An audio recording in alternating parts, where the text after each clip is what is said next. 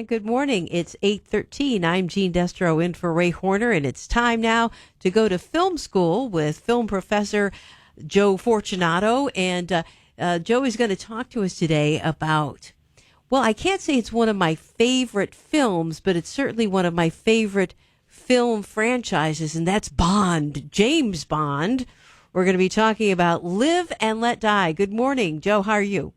Good morning, Jeanne, and good morning, everybody. And today we are going to talk about James Bond, which we've done a few times on this segment in the past. Today is not today, but this week is the 50th anniversary of the film Live and Let Die from 1973. It was released June 27th, 1973. It was directed by Guy Hamilton, who had done a number of Bond films, including Goldfinger, which a lot of people consider the best. It was written by Tom Mankiewicz, who also had written a few Bond films like Diamonds Are Forever, Man with the Golden Gun, and he's part of the famous filmmaking Mankiewicz family. It stars, for the first time, Roger Moore as James Bond, and the villain is Yaphet Kotto, and Jane Seymour as the Bond girl. It did have one Oscar nomination, and probably everyone can guess what that one is, for Best Song by Paul McCartney with his hit, Live and Let Die.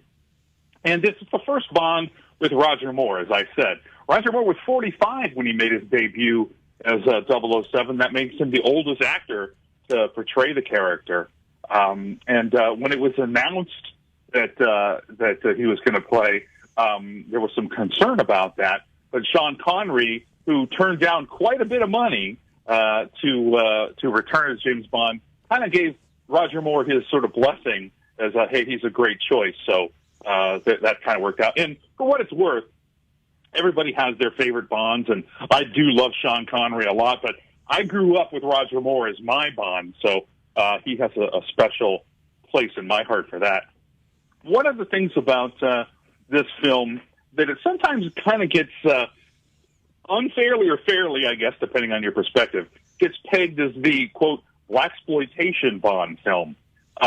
And it was because of the blaxploitation films of the era, Shaft, Superfly, and such, that were having success, that this actually got made because the producers kind of had ignored the Ian Fleming novel, Live and Let Die, saying, this has black villains and there's racial overtones and it's too touchy to deal with, so we don't want to deal with it. But when the blaxploitation film movement started to gain popularity, the producers gave it a second look and said, "Hey, maybe we can do this film after all." So, in that regard, Live and Let Die owes probably its existence to films like Shaft and Superfly. I guess from a film professor standpoint here, when you say blaxploitation, I wonder why they called it that, and not just that black people in America finally had, hit movies.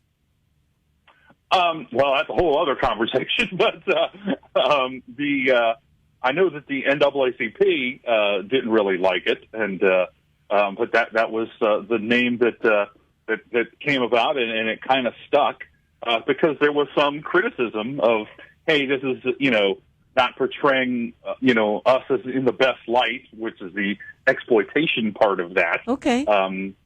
But it was a very popular and important film movement, and like I said, it incorporated itself into the Bond film. Now, Paul McCartney's iconic theme song was almost never used because he submitted the song, and producer Harry Saltzman said he liked it, but he wanted it to be sung by someone else, preferably a black female artist. And McCartney said he'd only sell him the song if the band was allowed to perform it. And it turns out two things. This was the first Bond film that had a rock song used as the main title, and it was the first Bond song nominated for an Academy Award. And, that's a tradition that's been broken many times because a lot of Bond songs in recent years get nominated for an Oscar. This is also the first Bond film in which Q, who's the guy who makes all the gadgets, did not appear. And the Felix Leiter character is the last time he appeared until many, many years later in The Living Daylight. So there's a couple of firsts and lasts that go along with this film. The film, if you remember, there was a great boat chase, and there was the scene where Bond has to escape a crocodile pit by running over the backs of crocodiles. And this is, a couple of fun facts. It had the destruction of 14 cars, 21 speedboats, 8 planes, and a double-decker bus that were all destroyed in the making of this film.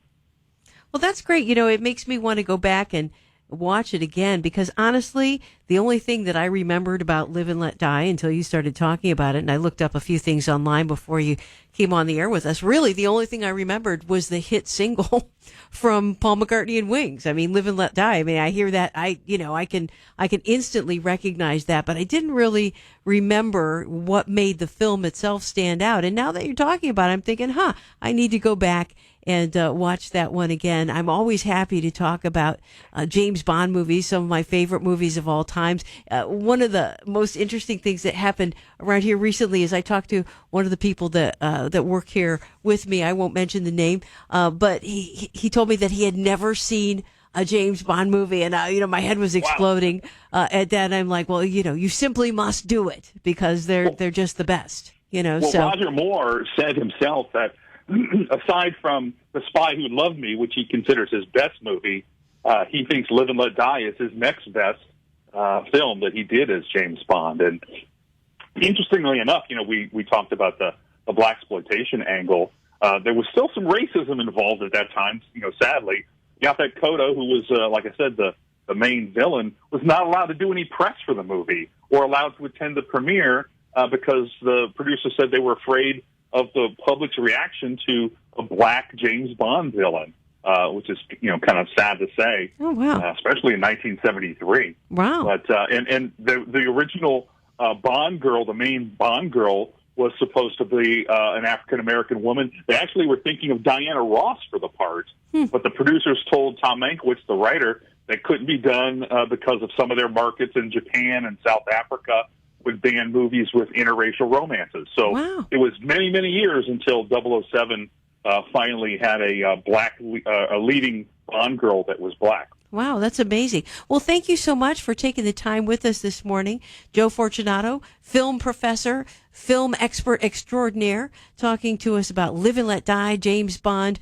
Again, if you haven't seen it, definitely watch it. And then I think I'm going to go back and check it out again myself. Jeanne Destro in for Ray Horner. It's 8:20, time for Stephanie with traffic.